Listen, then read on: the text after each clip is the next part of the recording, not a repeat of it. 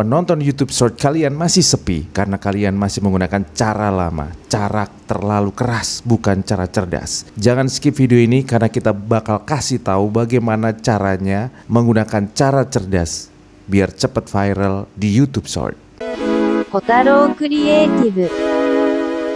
Hai everybody, selamat datang di Kotaro Kreatif dan masih bareng sama saya Wawan Kotaro. Dan di video kali ini seperti yang saya bilang tadi, kita akan share bagaimanakah caranya, cara cerdas supaya cepat viral di YouTube Short. So, jangan lupa untuk subscribe dan nyalakan loncengnya. Untuk mengetahui bagaimanakah caranya supaya viral, cara cerdasnya adalah kita harus ngerti siapa penonton kita, siapa niche audience kita, kira-kira siapa ya. Nah, kalau sudah ketemu penontonnya seperti apa, kita harus tahu bagaimana behavior mereka, bagaimana kebiasaan mereka, bagaimana selera mereka, apa yang mereka mau, kendala-kendala apa di dalam kehidupannya yang mungkin kita bisa masuk sebagai konten kita sebagai solusi untuk mereka bisa nonton dan mendapatkan insight, mendapatkan pengalaman baru, mendapatkan solusi dari video kita.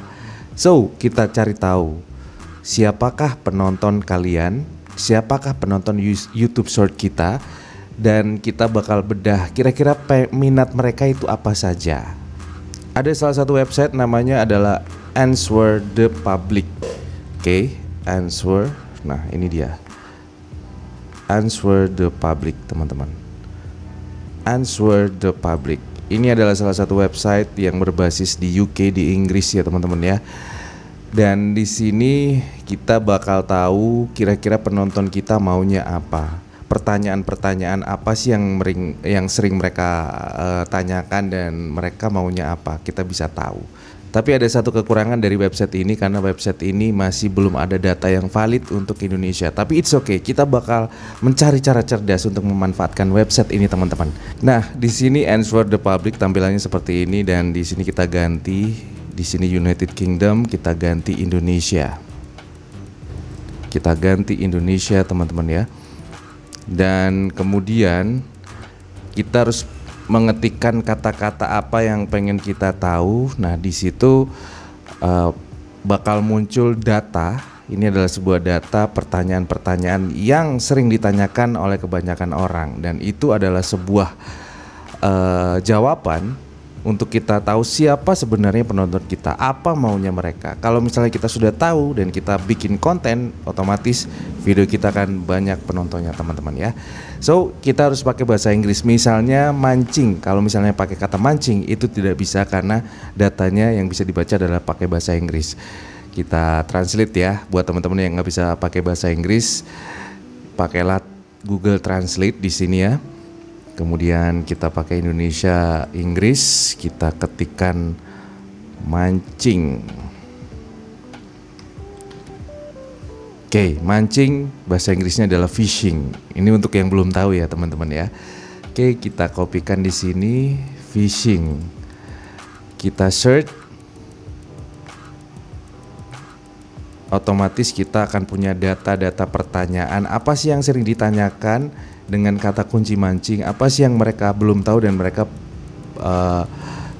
pengen tahu gitu ya. Di sini ada 5W1H, ada what, bukan 5W1H ya, ada can juga ya, how, will, which, when, bagaimana, akankah, yang mana, kapan, di mana, kenapa, siapa, dan apakah, bisakah. Wah, ini banyak sekali pertanyaan ya yang sering ditanyakan oleh audiens kebanyakan dan yang mereka butuhkan.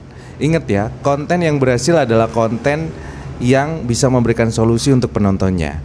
Masalah ketemu dengan solusi sama dengan viewers yang besar. Masalah ketemu solusi sama dengan viral. Oke. Nah, di sini can fishing line go bad, kemudian can fishing line bicycle, can fishing pole, dan lain sebagainya.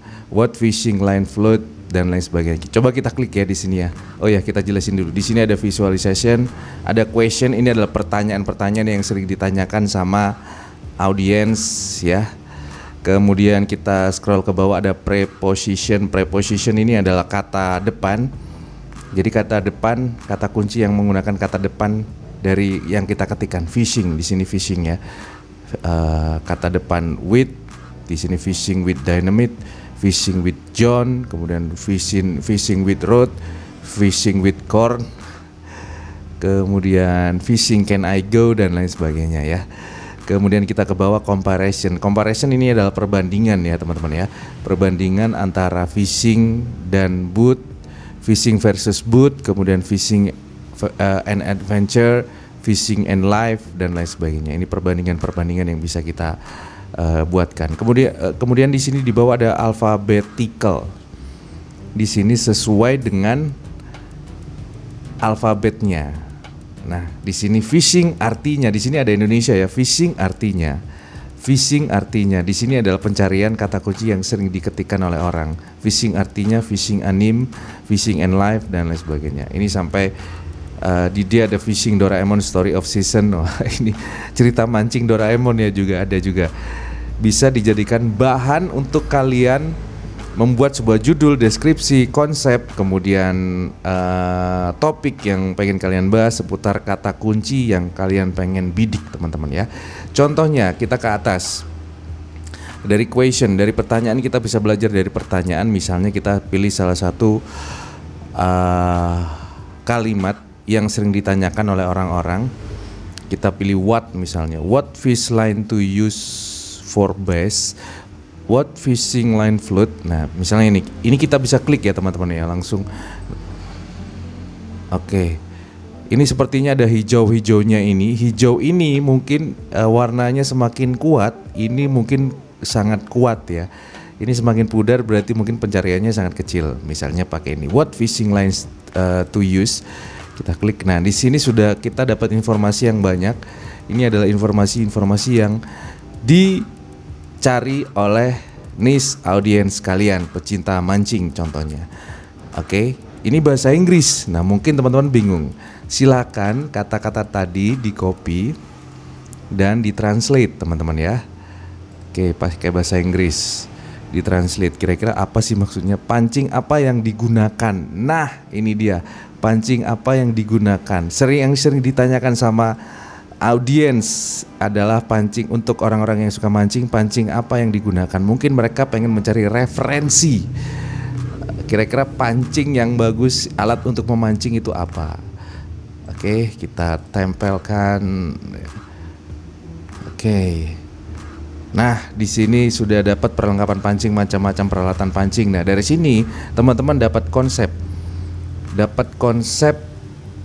untuk membuat konten yang penonton kebanyakan butuhkan. Nah, 9 macam peralatan pancing yang harus diketahui oleh para pemula.